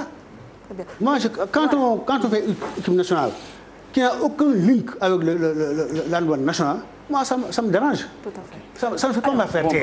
Cher Oumar, moi, je tiens à ma fierté. Pardon, attendez. Oui, allez-y. Le TQ, vous en avez parlé. Oui. Mais c'était du leurre. J'étais présent au TQ. Vous l'avez? J'étais présent au TQ. Vous êtes présent. Mais on nous a trompé en disant oui, on va se qualifier à tout bout. Mais on ne pouvait pas se qualifier. Et je vais vous dire pourquoi. Est-ce que vous savez qu'on ne doit pas participer aux Jeux africains derniers, l'handball, à signer forfait? Vous le saviez? Pourquoi on a signé forfait? Parce que les Touaregs ont refusé de libérer les filles. On a raté les Jeux africains, le plus grand rendez-vous de la jeunesse. Donc il n'y a pas d'alternative. Mais j'en viens, on aurait dû dire, bon, on prend l'équipe locale, on l'amène. Très bien. Parce que là, c'est le rendez-vous de jeunes africains qui se trouvent. Très bien. Alors, non, vous n'allez pas répondre. On va prendre le point de vue peut-être un peu plus. Alors, Monsieur Mars, donc, oui, vous terminez, s'il vous plaît. On n'a pas participé aux Jeux africains. De facto, on n'a pas préparé l'équipe du Sénégal, cette équipe du Sénégal, pour le TQO. Il n'y a pas eu de préparation. On a attendu qu'il soit là pendant 3 jours pour colmater, en disant, moi je savais qu'on ne s'est pas qualifié. Je le savais, moi, en tant que technicien émérite, je le savais. Alors, Monsieur Aïdara, sur ce point-là, effectivement, bon, voilà, c'est sûr que, comme M. Mar l'a dit tout à l'heure, je suis observateur, même si je m'implique davantage sur les dossiers quand même. Mais ce que j'ai envie de dire, c'est qu'il a raison quelque part s'il nous dit qu'il y a des lenteurs sur le côté administratif par rapport à la tenue de l'Assemblée générale. Mais en termes de résultats, c'est là où je vais en venir. Il faut comprendre, même pour la question, la problématique des jeux locaux ou bien des jeux locaux, il y a quand même des avancées parce qu'il y a le centre de Thiès qui vient d'être mis en place et c'est pour... Même pour ce centre, je pense que ça a débuté avec l'arrivée de Fred Boujan. Parce qu'il faut comprendre que aujourd'hui, Seydou, ce qu'il a fait, c'est qu'il a amené une rupture en termes de management. Il y a des coachs qui étaient là, qui avaient des difficultés peut-être pour faire propulser l'équipe. Il est parti prendre un coach qui s'est imposé un peu partout. Mais moi, sur ce point-là, cher, je ne suis pas tout à fait d'accord. Je pense que celui qui a le sélectionneur qui a précédé Frédéric Bujon, il s'appelle Chersek, il a vécu à Besançon, il a fait un travail extraordinaire avec l'équipe nationale et pourtant il a été débarqué pour qu'on mette un Français. Je suis parfaitement d'accord. C'est lui qui a ramené les binationales. Et ça, je peux en parler. Avant cher, vous pouvez ajouter... Il y avait un certain Dia, qui était là. Mais ça, pour insister. C'est pas le Français qui a quand même mis en place. Non, j'ai pas dit parce que c'est une continuité en quelque sorte. C'est-à-dire ça dépend aussi. Oui, mais ça dépend aussi de la stratégie de l'équipe fédérale. Mais est-ce que la stratégie est bonne? Parce que ce qu'il dit quand même, c'est logique. Quand l'équipe nationale veut participer à une compétition et que les binationales ne sont pas libérées, nous sommes bloqués. Il faut de la relève. C'est pourquoi quand il a dit, je vous ai demandé de on me laisser répondre. Moi, je parle en termes de stratégie. En tout cas, beaucoup de Sénégalais aujourd'hui ont découvert le handball à partir du magistère de Seydou Diouf, qui a débuté peut-être en 2010, si je me trompe. 2009-2010. Ouais. Alors, lorsqu'il est arrivé, dans la continuité de son système managérial, il a fallu amener un coach expérimenté, même s'il y en a d'autres qui étaient là. Il a changé complètement la philosophie du handball. C'est-à-dire aller à la recherche des joueuses qui seront capables de revigorer, en tout cas le handball, et par la suite revenir dans la formation locale. Et je pense que c'est ce qu'il est en train de réussir parce qu'il y a le centre de Thiès qui regroupe finalement, en tout cas, tous les 14 régions qui sont regroupées un peu à Thiès pour, en fin de compte, faire une sélection de base et peut-être réunir les filles et les jeunes garçons afin qu'ils puissent faire l'objet d'un très bon grenier. C'est un projet qui est en cours. Au-delà de ça, je pense que dans la formation, comme on l'a dit, il y a le côté pour lancer un peu les chantiers que vous devez aussi revoir. Les chantiers sont là parce qu'il y a le basket, il y a le handball masculin qu'il faut revoir. Comment il faut le revoir? Il faut insister sur le championnat local. Ça, c'est un chantier. Deuxième chantier, il faut insister sur la participation et il faut résoudre l'équation de l'Angola. Parce que je pense que ça fait l'objet de plusieurs débats. C'est l'Angola qui est vraiment l'iceberg qui bloque tout le temps le Sénégal. Mais l'Angola est composé de qui? De quels joueurs? De quelles joueuses? Des joueuses qui évoluent dans le championnat local ou qui sont aussi des expatriés? Non, c'est-à-dire c'est une équipe qui est plus ou moins composée de joueurs locaux, mais aussi de joueurs qui sont expatriés. Mais je pense que ça fait l'objet vraiment d'une barrière par rapport à l'équipe sénégalaise. Pourquoi est-ce qu'on pose les bons débats? Parce que pour moi, résoudre l'ogre angolais, c'est pas vraiment un projet, quoi. C'est pas un projet. Le projet, c'est de construire pour avoir des équipes fortes, des talents. Et moi, dans le handball local... Mais il ne faut pas automatiquement aussi jeter dans la poubelle ce que Seydou a fait. Parce que tout le monde sait que... Pas du tout. Au contraire, parce qu'aujourd'hui, si on parle de handball et il a trouvé des solutions dans une situation plus ou moins catastrophique. Il fallait redorer le blason du handball sénégalais. Et pour le faire, il faut aller chercher des joueurs aguerris pour donner une vitrine et peut-être revenir en arrière pour... D'accord, mais pour l'équipe nationale féminine, parce que le masculin, apparemment, il n'y a pas encore ça. Oui, il faudrait que l'on éclaircisse une chose. Il a parlé des Jeux africains. Vous savez pertinemment que pour une compétition internationale, les organisateurs demandent une liste 6 mois avant. 6 mois avant. Une pré-liste. Ensuite, on vous demande une liste 3 mois avant. C'est ce que le Sénégal a fait. Le Sénégal, dans sa liste, il y avait bel et bien des joueuses locales. Dans la pré-liste, il y avait bel et bien des joueuses locales. Mais quand vous allez à une compétition, au moment où le Sénégal voulait titiller les grandes nations de handball, notamment la RDC, le Cameroun, la Tunisie et l'Angola, vous allez à une compétition où vous n'êtes pas prêt, les gens vont marcher, pourquoi est-ce que vous n'êtes pas prêt? Oui, non, attends, j'arrive. Hein? Écoutez, si le Sénégal part à cette compétition, je parle des Jeux africains, on dit le Sénégal avait son équipe. Mais 3 clubs disent non, cette compétition ne fait pas partie des compétitions internationales homologuées. Donc on ne peut pas libérer nos joueuses. Mais vous remplacez ces joueuses-là par qui? La liste était déjà partie. Impossible de remplacer là. Non, monsieur Biagui. Je termine. Vous avez parlé. Mais attends, mais vous saviez que la libération allait poser problème. Non. Non, mais quand même, vous le savez, dans ce contexte, ce n'est pas évident pour des Jeux africains de faire libérer des joueuses professionnelles pour aller jouer ce genre de compétition. Non. C'est-à-dire, si on avait au moins la gardienne qui était libre, qui avait été libérée, et une joueuse ou 2 joueuses de champ qui sont libérées, le Sénégal pouvait participer. Mais dans ces conditions-là, je termine, dans ces conditions-là, vous voulez que le Sénégal aille à cette compétition. Je pense que la fédération avait très bien expliqué pourquoi on ne participe pas aux Jeux africains. Très bien, mais ça a mis à nu une faille. Non, il ne s'agit pas d'une faille. Il ne s'agit pas d'une faille. Quelle est l'équipe qui nous a battus? C'est l'Angola. C'est l'Angola qui nous a battus. C'est elle qu'il fallait battre. Non, mais M. Mar, vous avez battu qui? D'accord, mais là, je vous dis, attendez, je réponds. Qu'il me laisse terminer. Oui, qu'il me laisse terminer.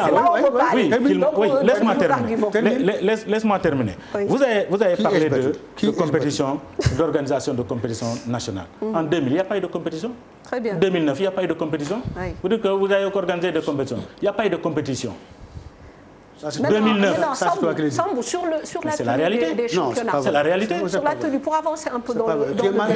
Parce que vous parlez informé, parce que c'était à l'oreille. Oui, parce que bon, maintenant, parce que vous, Monsieur Mar, s'il vous plaît, Monsieur Biagui, vous savez, c'est quelqu'un que je respecte beaucoup. Et malheureusement, il ne me rend pas. Non, mais non, je termine. C'est un débat d'idées. C'est un débat d'idées. Si on s'en limite aux idées, la manière, ce qui me choque. Ce qui me choque. Non, Sambou, il n'y a rien de choquant. On a été dit ici. Ce qui me choque. Comment est-ce que des joueuses qui ont défendu les couleurs du Sénégal à une Coupe d'Afrique des Nations, au championnat du monde, vous dites que ces joueuses-là ne sont pas sénégalaises? Ouais, non, mais bon, ça, c'est aberrant et c'est triste venant de vous qui avez occupé les plus hautes fonctions au niveau du handball. Je pense que ce n'est pas ça votre discours. Votre discours aujourd'hui devrait être encourager ces choses-là qui ont laissé. Je laisse terminer. Je laisse terminer. Oui, je réponds. Vous l'avez donné, il a parlé pendant 6 minutes. Oui, il a parlé pendant 6 minutes. Je dis encore une fois, Monsieur Mar, ce n'est pas le plus vous m'avez déçu parce que tout simplement, vous êtes en train de traiter des Sénégalaises comme si c'est des brigands. Non, pas du tout. Si, c'est ce que vous avez fait. C'est ce que vous avez fait. Je suis désolé parce que ces filles-là qui ont défendu les couleurs du Sénégal ont refusé de jouer pour la France, ont refusé pour jouer pour d'autres pays. Parce que leur tort, c'est que leurs parents sont allés à l'extérieur, sont restés, ils sont nés là-bas. Et ils ont voulu défendre les couleurs de leur pays. Aujourd'hui, vous enlevez cette nationalité-là à ces filles-là. Je suis désolé. Je suis désolé. Cherchez d'autres arguments, mais pas celle-là. Cherchez d'autres arguments. Monsieur Mar, parce que, encore une fois, c'est des gens. Oui, je termine. Je termine sur un sujet. Je termine sur un sujet, s'il vous plaît.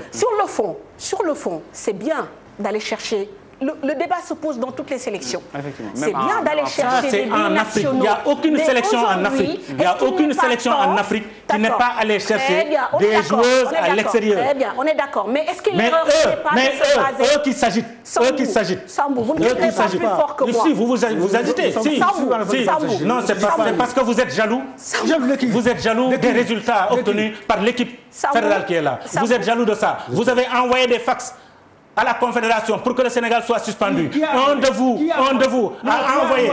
Vous avez envoyé, un de vous, c'est moi qui le dis. Qui l'a envoyé? Un de vous, vous avez envoyé un fax à la Confédération quand le Saltigué participait pour dire que le Saltigué vient avec des joueuses qui ne sont pas du Saltigué. Or, vous ne savez pas. C'est votre groupe. Est-ce que c'est moi? C'est votre groupe. C'est votre groupe. C'est votre groupe. Dites-moi si c'est avéré ou non.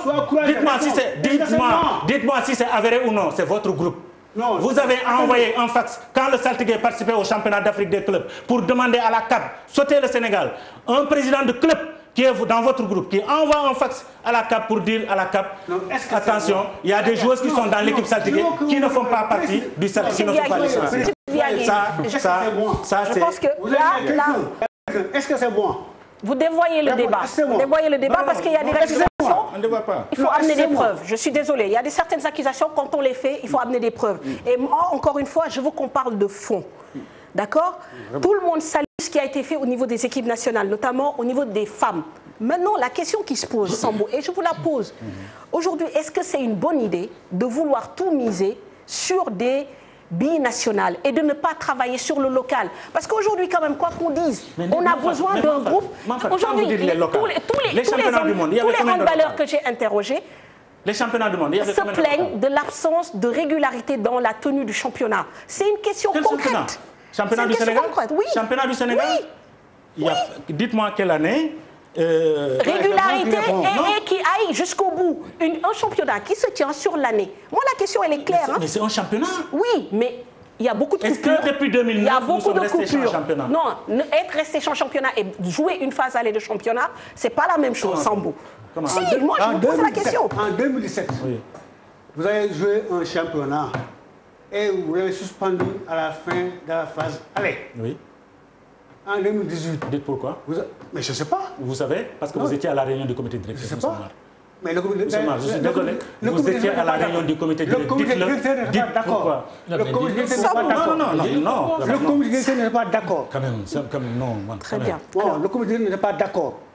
Mais c'est pas d'accord. D'accord pour qu'on se fasse là. Tout à l'heure, vous avez dit que vous n'étiez pas là-bas. Aujourd'hui, mais maintenant. Non, j'ai Non, il a dit qu'il n'est pas tout le temps là-bas. Sambou, il n'a pas dit ça. Il a dit qu'il n'est pas tout le temps là-bas. C'est ce qu'il a dit. On peut appeler quelque chose. Non, je vous dis que moi, j'ai participé à toutes les comités auxquelles j'ai été convoqué. Très bien, non, mais la question est simple. Je veux dire, par rapport à la tenue du championnat. Moi, je suis déçu quand on dit qu'il n'y a pas une régularité. Oui, non, vous savez. Un championnat doit se tenir sur une intégralité. Il y a un nombre de journées à respecter. Ça, c'est pas M. Mar ou Massamba, ce sont les handballeurs. Il y a eu des webinaires sur les pages, sur les réseaux sociaux. Il y a trop de coupures dans le championnat. Ça ne permet pas aux jeunes d'être compétitifs. C'est une question. Est-ce que c'est un problème réel ou pas? Tout ne peut pas être parfait. Mais c'est la première fois. Dans un championnat. Puisque vous dites que pour les assemblées générales, ce sont les compétitions internationales. Qu'est-ce qui explique qu'il y ait des coupures dans le championnat? Mamfatou, oui. Vous avez le nombre de clubs. Vous n'avez pas d'infrastructure. Ah non. Non, je viens. Non. Vous programmez. Non. Je vous arrête. Moi, je connais les régions mieux que vous. Pour avoir été expert régional dans plusieurs régions. Monsieur Mar, vous avez été expert. Vous avez été expert de la terre jusqu'au ciel. Mais malheureusement, cette expertise ne nous a rien apporté. C'est ça la réalité. Ça, c'est vous qui le dites. Non, c'est la réalité. C'est la réalité. Je trouve que vous faites beaucoup d'attaques personnelles. Je trouve que vous faites aujourd'hui, quelqu'un qui fait des Monsieur Mar, je pense qu'il faut qu'on reste dans le débat, s'il vous plaît. Restons sur le fond, s'il vous plaît. S'il vous plaît, monsieur Mar. Est-ce qu'on peut parler de fond? Je serai en bas jusqu'à 100 ans. Très bien. Est-ce que vous pouvez nous expliquer pour vous pourquoi le championnat ne se déroule pas jusqu'au bout? Mais vos arguments. Le 2007, ils ont organisé le championnat et à la fin de la phase allée, ils sont allés rencontrer les clubs. Le dire, bon, j'y étais pas. J'ai entendu dire que bon, on leur a dit qu'on va arrêter le championnat parce qu'il n'y a pas de moyens. En contrepartie, on donne des subventions. Okay. Est-ce qu'on a donné des subventions? Je ne sais pas. En tout cas, nous, on en a pas reçu. Je ne sais pas. Bon. Comment on peut résoudre ce problème? C'est-à-dire qu'on puisse avoir un championnat avec une phase aller et une phase retour. Mais ça, c'est possible. Moi, je pense qu'ils ont la moyen de le faire, mais ils ne veulent pas le faire. Parce que quand on va en compétition internationale, on amène 3, 4 personnes. Alors qu'on peut organiser les jeunes. Vous parlez de jeunes là. Ce que vous faites là, ce n'est pas une pour de jeunesse. Venez voir un certain nombre de personnes recruter là-bas. Mais c'est ça. C'est ça. Moi, je dis qu'on organisait. Non. Moi, je vous dis qu'on organisait. On organisait chaque année 4 tournois de petites catégories. Chaque année, on organisait. Cadet, jumelé, même période. Benjamin. Même période. C'est 4 catégories de femmes. Chaque année, on l'organisait. Et c'est la première fois au Sénégal, puisque vous voulez qu'on y aille, que la Fédération n'a pas organisé la Coupe du Sénégal. C'est la première année au Sénégal que la Fédération n'a pas organisé la Coupe du Sénégal. C'est la première fois au Sénégal que le handball a signé forfait aux Jeux Olympiques. Et vous savez, ce que vous dites là, moi je le sais mieux que vous. Les listes, les prélistes, je le sais mieux que vous. Mais on avait, nous, on envoyait. Monsieur Mar. Non, laissez-moi terminer. Laissez-moi terminer. Monsieur Mar. Laissez-moi terminer. S'il vous plaît. Laissez-le terminer. S'il vous plaît. S'il vous plaît. Nous, on envoyait la préliste. Pour quelle compétition? C'est africain? Vous n'avez jamais participé à des compétitions, on a envoyé des compétitions. Mais non, extraordinaire ça. Ça vous a dit? Monsieur Mar, j'étais dedans. Quel dedans? Très bien. Non, tu étais à l'oreille là. Mais non. Il faut être sérieux. Ah oui. Je suis quand vous sérieux. Non, quand vous je suis très sérieux. C'est à vous d'être sérieux. Je vous respecte beaucoup. C'est à vous. On va laisser parler. Parce que encore une fois, j'ai dit tout à l'heure. C'est pourquoi. Quand je l'entends parler. Consultez. Vous dites que nous n'avons jamais compris. D'accord. Mais demandez. D'accord. Vous n'êtes absolument pas sur la même longueur d'onde. C'est pas la peine. Mais demandez Cher Omar. Cher Omar. Demandez à Ramahan. Très bien. Demandez à tous ces filles-là. Très bien. Très bien. Merci beaucoup. On a déjà Là, je pense qu'on à l'organisation de compétition locale. Je pense qu'on en est aux solutions maintenant. Parce que les jeunes parlent beaucoup de ce manque de compétition. Effectivement. Est-ce que c'est quelque chose qu'on peut solutionner? Mais bien sûr, c'est-à-dire la solution, je pense, c'est à la base. Je suis parfaitement en phase avec la nouvelle politique de Seydou Diouf, en tant qu'observateur, je le répète. Parce que c'est une politique quand même qui a vu le jour récemment, mais qui a un peu solutionné donc, le secteur des handball. Il faut reconnaître qu'en termes d'audience, le handball sénégalais n'existait presque pas. Mais depuis qu'il est là, on a eu quand même à faire revivre ça. Et en termes de politique de jeunesse, le centre de Thiès travaille dans ce cadre. Oui, c'est ce que je voulais préciser. Peut-être le seul bémol, c'est qu'au niveau de la direction technique, on a supprimé le poste de directeur technique. Oui, je vais expliquer pourquoi. Voilà, on a supprimé le poste de directeur technique pour mettre tous les coachs dans une direction technique.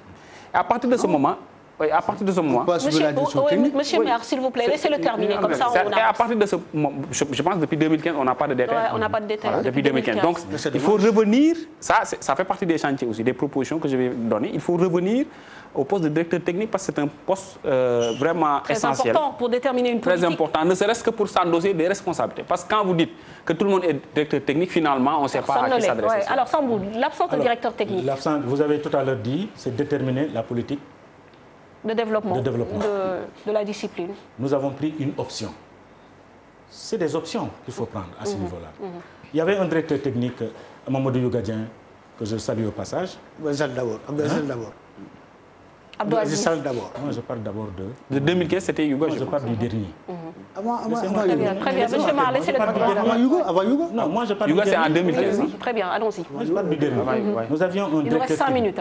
Nous avions un directeur technique qui est parti, qui a démissionné. Alors, nous avons pris l'option. Oui. Nous avons pris l'option de réorganiser la direction technique. On s'est dit, et je pense que nous avions fait une large publicité parce on a même organisé, le président a même organisé une conférence de presse en disant que désormais, les entraîneurs, on n'a plus d'entraîneurs des équipes nationales A, mais plutôt des managers généraux. C'est-à-dire, Fred Boujan est manager général de l'équipe nationale féminine. Djibi Diagne est manager général de l'équipe nationale masculine.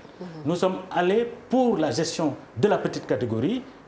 Le président a proposé Badiane comme coordinateur technique des petites catégories. Et c'est grâce à cela que nous sommes allés aux compétitions internationales avec les hommes. Nous sommes allés aux Jeux africains. On a gagné une médaille, ce qu'on n'a pas eu depuis beaucoup d'années. Ensuite, en petite catégorie... Non, c'est ce que vous savez. Je termine. En petite catégorie... Non, mais c'est pas possible. Ensuite, en petite catégorie, nous avons été en Guinée. Nous avons été en Mauritanie. Nous avons été au Mali. Et le Sénégal a tout gagné et a représenté l'Afrique aux compétitions internationales, c'est-à-dire le Salon Trophy mondial. C'est la petite catégorie. Donc, c'est une option que nous avons prise. L'option, c'est de continuer la formation avec les jeunes. Et l'autre option... Avec un coordonnateur technique. Non, un coordonnateur technique. Il est toujours en fonction? Non, le coordonnateur technique. Ils l'ont renvoyé laidement. C'est qui? Ils l'ont renvoyé laidement. Laidement, avec beaucoup de... Non, on ne traite pas comme ça une personne. On ne traite pas comme ça une personne. Vous l'avez maltraité, Badiane. Il vous a en mort parce que vous l'avez maltraité. Il fait partie des frondeurs. Le Badiane, parce que tout simplement... Mais pourquoi il a été renvoyé? Moi, je ne suis pas au frondeur. Non, parce que tout simplement, nous devions aller au Salon Trophy en Mauritanie. La CAP a dit, voilà le nombre, les personnes qui doivent y aller. Parce que le Salon Trophy est financé par la Fédération internationale. Ce n'est pas les équipes nationales qui financent, ce n'est pas les États. C'est la CAP qui vous dit, parce que c'est une compétition de formation. Ouais. La CAF vous dit... Par rapport à la délégation. Oui, la CAF vous dit il faut un arbitre en formation, un entraîneur en formation, un staff technique en formation, c'est-à-dire des gens qui sont dans la formation, et également des jeunes joueurs. Maintenant, lui, il ne faisait pas partie de la délégation. Il est directeur technique, il est coordinateur technique, il ne fait pas partie de ses entraîneurs. On avance rapidement, c'est pas il ne faisait pas partie des délégations désignées par la Fédération internationale. Même s'il partait, il ne pouvait pas accéder, en tout cas, à l'équipe nationale. La fédération lui a écrit pour dire que bon, pour la compétition en Mauritanie, vous ne pouvez pas y participer. Voilà l'équipe qui doit participer à cette compétition. C'est 2 entraîneurs, 2 arbitres, voilà, pour le staff technique. Et maintenant, lui, il voulait coûte que coûte participer. On lui a dit non, ça ne fait pas partie, le coordinateur technique ne participe pas. Voilà ce qui a amené le problème. Quand maintenant, après, il est complètement, il est entré en rébellion avec les M. Mar et autres là, pour commencer à dénigrer. C'est là où le dénigrement de la fédération a commencé en réalité. C'est en ce moment que ça a commencé. Maintenant, M. Mar, est-ce que vous aussi, à un moment donné, vous n'avez pas un ressentiment par rapport à l'actuelle équipe? Comme dans toutes les fédérations, comme dans toutes les politiques sportives de ce pays, il y a des manquements, il y a des choses qui ne fonctionnent pas peut-être comme on le voulait, mais est-ce que vous n'avez pas des ambitions personnelles par rapport à... Madame, oui. Billahi, wallahi, tallahi, je n'ai rien contre Seydou Diouf. Rien du tout. Et je lui ai en réunion. Je lui ai dit, man, sors-le au poste. Peut-être pas vous, mais vous êtes dans un groupe, vous êtes aussi avec des gens. Non, moi je ne sais pas ce que vous faites le groupe. Moi, ça me prend. Moi, je ne suis pas lié à un groupe qui fait n'importe quoi. Non. Man, à coup de vous, le bar demande à yon. Mais les poumons n'y a que bar. D'accord. Les poumons, les boules, ouais, les boules. Tant que vous voulez le poste de président, s'il vous plaît, mais dans la vie aussi, dans la vie, il faut accepter aussi l'adversité. Vous ne pouvez pas faire l'unanimité. Moi, je veux dire que je n'ai rien contre ce. Oui, mais bon, alors, c'est normal, mais ils n'ont qu'à le dire. En fait, moi, je me dis aussi, est-ce que c'est la démocratie et le sentiment le mieux partagé? Je reviens sur El Badiane qui a déclaré sa candidature. Exactement. Vraiment, man, c'est pas ce qu'il fallait dire. El Badiane, c'est le responsable technique des petits catégories là. Il a pas créé un stage. En tant que responsable, il vient au stage. Et on le joue, non, il n'est pas de la délégation. Comme ça, devant les jeunes, il est rentré. Vous auriez dû l'appeler au moins pour lui dire cette fois-ci. Est-ce que vous avez appelé pour demander est-ce que c'est le cas? Vous avez qu'une seule version. Vous n'avez qu'une seule version. Il fallait appeler. Vous n'avez rien contre Seydou. Il fallait appeler Seydou, demander pourquoi Badiane ne fait pas partie de la liste. Est-ce que vous l'avez informé? Ah non, moi je n'ai pas demandé. Non. Vous avez demandé Badiane? Non, c'est bien que vous l'avez dit. Non, c'est parce que tout simplement. Ce qui est clair. Très bien. Ce qui est clair, vous avez écarté Badiane de manière très. Très bien. Alors, selon vous. Bon, attendez. On répond, c'est le dernier tour de table. Il m'a posé une question. Oui. Qui a eu battu? Nous, on n'a battu personne. Vous savez pourquoi? Vous ne le savez pas? Vous le savez pas? Parce qu'on ne pouvait pas. Les autorités, l'autre fois, avaient opté pour la théorie de Pierre de Coubertin. L'essentiel, c'est de participer. Et ça se fait facilement? Non, mais laisse-moi terminer. Et les fédérations qui ont gagné? Non, attends. Non, et les fédérations qui ont gagné? Ils n'ont pas fait le truc de Coubertin? Laisse-moi terminer. Oui. Laisse-moi terminer. Non, je ne vous laisse pas terminer. Les autres fédérations n'ont pas appliqué le truc de Coubertin. On va terminer. Là, je passe. Oui, cher, le dernier mot va vous revenir. Bon, je passe. Madame Ndoye, moi, je n'ai absolument rien contre. Très bien. Mais tant que le programme local là ne sera pas fait correctement, comme il le dit, c'est lui qui dit, j'ai rentré en rébellion. Mais je n'ai rien contre lui. Très bien. Si demain il change un programme local. Mais pourquoi vous n'en discutez pas? Déterminant. Pourquoi vous n'en discutez pas? Mais on ne se réunit pas. Il discute avec les autres, on le discute avec eux. On ne se réunit pas. Mais vous, au moins. Mais pourquoi vous ne faites pas de réunion? Vous ne faites pas de réunion? Pourquoi vous ne faites pas de réunion? Pourquoi vous ne comprenez pas aussi? Non. De dire, mais comment fait le comité de se réunir? De 2017 à maintenant, combien l'a fait le comité de réunion? Vous posez cette question? Oui. Combien de fois? Voilà, combien de fois le comité directeur s'est réuni? Une fois. 2017, d'accord, comme vous l'avez fait on n'a pas fait une correction. Non, écoutez.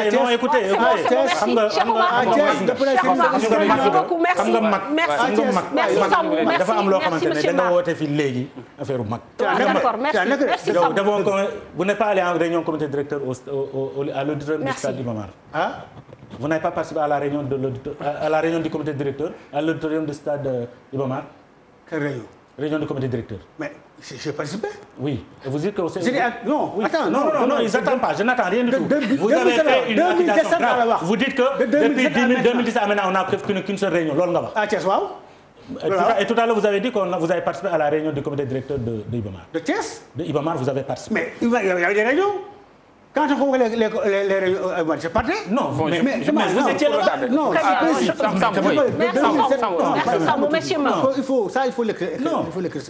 J'ai dit, de 2017 à maintenant, on a organisé qu'une communauté à Thiès pour revoir les textes. Non, vous avez et ce jour-là, vous avez dit. Et ce jour-là, non. On a fait combien de réunions de comité directeur? Très bien, merci. On ne va pas rester là-dessus. On a fait combien de réunions de comité directeur? Des réunions à laquelle. Et c'est malheureux à Thiès. C'est malheureux. Là où je voulais a fait une réunion discrète avec le président Ligue. Comment?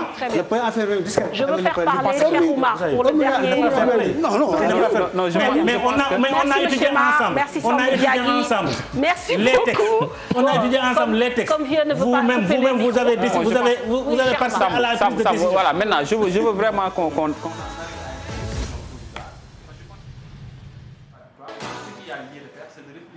stratégique à ce qu'on devra faire pour effectivement régler ces problèmes. Parce que bon, lui, peut-être... Moi, je pense qu'au-delà des problèmes de personnes, c'est des problèmes... Moi, j'aurais aimé que le débat soit axé sur les idées. Malheureusement, on n'a pas réussi. On n'a pas réussi à le faire. Non, je suis désolée. Non, je peux pas vous laisser dire ça. Parce que vous aussi, vous êtes un acteur du débat. Nous sommes tous des acteurs du débat.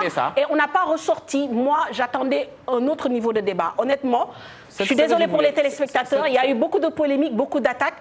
C'est pas ce qu'on attendait. Et moi, en premier. Donc, cher Omar, vous terminez. Effectivement, ce que je voulais proposer, c'est dans ces genres de situations, il faut effectivement ressortir des idées qu'on pourra évaluer de façon qualitative et quantitative. Les résultats sont là. Maintenant, il y a des contradictions par rapport à l'organisation de l'Assemblée générale. Il a parfaitement raison. Il faut qu'on puisse quand même organiser. Parce que même si les 3 ans écoulés se justifient par le fait qu'il y avait des compétitions internationales, ce n'est pas un motif valable à tout point de vue. Première chose. Deuxième chose, les textes doivent être revus. Et je lance un appel au ministère. Partagé, oui. Et je lance aussi un appel au ministère qui devra peut-être faire ceci, parce qu'il n'est pas dit que si on part en Assemblée générale, Seydou Diouf va perdre. Ça, je vous le dis. Seydou est un candidat crédible. Il va, voilà. Donc ça, il faut le reconnaître, parce qu'il n'est pas rejeté par la famille Anne. Donc je pense que ce sont les 2 points qu'il faudra régler. Et puis Très bien. Voilà. Oui, merci, M. Mar. Bon, il y a une chose quand même que M. Mar a dit. C'est un problème et ce n'est pas spécifique au handball. Les politiques sportives extraverties tournées vers l'extérieur, là, c'est valable au football, c'est valable au basket. Quand il pose ce problème-là, il est réel. C'est vrai que vous faites des résultats, mais à l'intérieur le handball sénégalais, le handball local, quand même, il y a beaucoup de problèmes qu'il faut régler. Et ça, c'est un problème qu'il a soulevé et qu'il ne faut pas minorer. Et même, il doit participer parce qu'il est expérimenté. C'est un technicien, il doit participer dans la gestion. Donc, Sambou, je pense que le débat est vraiment... La personnel ne favorise pas en fait la discussion de fond, malheureusement. Je suis prêt. Merci, M. Mar, vraiment d'avoir répondu à notre invitation. Je sais que c'était pas facile aussi, et aujourd'hui, il faut dire que bon, il y a beaucoup de générations. Il y a Sambou, il y a nous, il y a Cheikh Oumar, et c'est pas évident parce que tamit ñun dañu bëgg jox cër mag, donc bon bu amee ay débat yu mel nii sax daf ñuy xaw a déranger. Merci Sambou de nous avoir accompagnés aussi, parce que voilà. C'était pas évident. Merci, cher Omar, merci beaucoup. Excellente soirée. Je remercie bien sûr ceux qui m'accompagnent, l'équipe technique, Vieux Diouf notamment à la réalisation, et donc Hamza Diallo, Baye au son, ainsi que toute l'équipe, et bien sûr ceux qui m'habillent, Baye Nias du côté des Maristes, et celle qui me coiffe, Absa Lili Coiffure. Excellente soirée. Au revoir.